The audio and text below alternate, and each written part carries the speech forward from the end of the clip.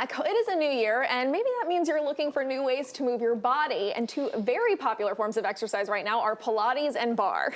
Yeah, and Christin, is a amazing instructor in Palm Beach County who kind of does a hybrid of both of them. So talk to us a little bit about Pilates, barre, these slower controlled exercise methodologies and, what they look like, what they feel like. So barre and Pilates are kind of how I started moving my body once I moved away from organized sports. I was a competitive cheerleader growing up, and I had a lot of back injuries just because I wasn't in proper form and using my body correctly.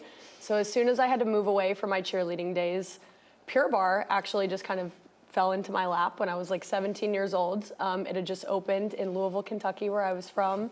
I was so excited. I had a dance background too with cheerleading, but I wanted to see what all the craze was about. It was already a filled studio within the first couple months that it was open. So as soon as I got involved there, I was kind of hooked at a very young age. And I decided to pursue it. I decided to make a career out of it and go to school for it.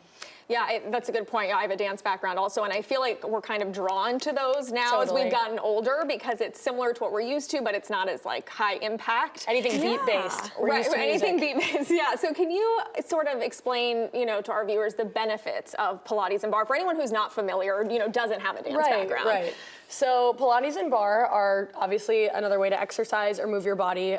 They are typically geared a little bit more towards the female audience versus male, but that's changing, and I'm so happy because I love when men see the benefits of barre and Pilates too. I went to school for exercise science, so basically everything I think about when I'm moving my body is how does this scientifically make my muscles and my fat work? It should be burning one and it should be building one. So I want to make sure that it's the right ones, and diet is obviously so important, but barre and Pilates are just such low impact, constant time under tension workouts that whereas if you're in the gym and you're doing, a certain amount of reps and maybe you only have 10 reps of something, you'll be lifting those weights and doing these heavy weight sections for 10 reps, but just 10 reps. In barre and Pilates, like we said, everything's to the beat of the music. It's kind of like a routine, which is what we're used to in cheer and dance.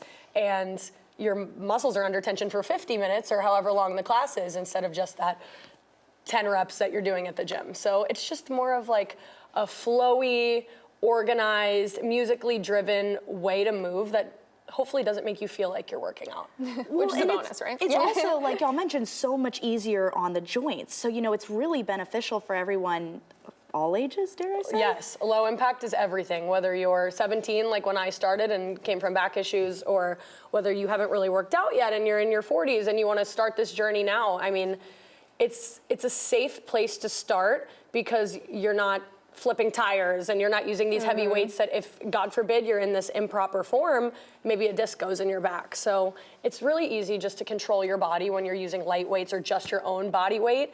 And form is number one for me over everything. And talk a little bit about the focus that you in barre and Pilates put on core. Yeah, so I personally learned from this back injury that the reason why I was carrying so much tension in my posterior is because my anterior wasn't strong enough. My core wasn't strong enough. And I got these big legs from cheerleading. I was throwing girls up in the air. I had all these quad and hamstring muscles. But when I was 17, I wasn't really looking at the aesthetics or the physique side of fitness. So I wasn't doing crunches in my room to look good. And the second that planks were introduced or roll-ups were introduced, kind of these signature moves that I put in my classes every day, I started seeing significantly less back pain. Right. And so do all my clients. And whether it's the same back injury that I had or what they have, or if they have wrist issues, there's so many modifications too. And moving your body for 50 minutes is beneficial no matter what. Well, and I think we all know having a strong core benefits us in so many aspects of our life. It's connected to your hips, it's connected to your shoulders, it's connected to your chest, your sternum, everything that works in the body and moves starts here. And I think another thing that draws people to Pilates and barre is the mind-body connection. Can you talk about that? Yeah, so that's pure barre's kind of signature thing. When I first started, I remember that, they used to say, you have to mentally connect with your muscles or you're just going through the motions. And I didn't really understand what that meant at first because I was going through the motions when I first started. I just kind of wanted to find a community. And as soon as I really tapped in and I started focusing, and it wasn't until I started learning more about my body as well, the physiology aspect, that I was like, oh, this is the muscle that I'm supposed to be feeling when we're doing this specific movement. And all it takes is a tiny little bit of focus, which can be hard for me sometimes. But if you can focus when you're in these intense movements, it makes them go by faster. And it's so effective. You're gonna get way more out of the movement if you're connected mentally. Yeah, and I mean, one thing that I think is, great about Barre and Pilates is especially the fact that they're mostly done in group formats. I love group fitness. Exactly, and I feel like since COVID, we started doing all these online workouts, we kind of lost that community element. Talk a little bit about that and like how, you work to build a community or having a community in general when you're working out is good. Well, that is why I walked into Pure Barre after I left cheerleading. I needed a community. I'm an only child. I love my mom. I hang out with my mom all the time, but like I wanted to be around like-minded individuals that also wanted to move their body, whether it was at a 4:30 class after school where girls would be typically my age, or if I was like playing hooky and went to the 8:30 class in high school. Like those were all the moms that had just dropped their kids off at school. And I made relationships with people, whether they were 20 years old, 40, 50, 60. And I think that kind of helped me as I've gotten older to create this brand that I have, because at the end of the day, the only thing that matters to me is human connection. Like, that's it. That's true, I yeah. understand that there are a lot of other things, but I'm an only child. Like, I love community, and I'm not from Florida. So when I first moved here, that's also something I was craving. And I was at a big corporate gym where there was a huge community, and I loved it, but I didn't love corporate. And so I wanted to take that aspect of the community that I had kind of created within this big pool at corporate and just kind of branch off on my own, make it a little bit smaller, a little more intimate.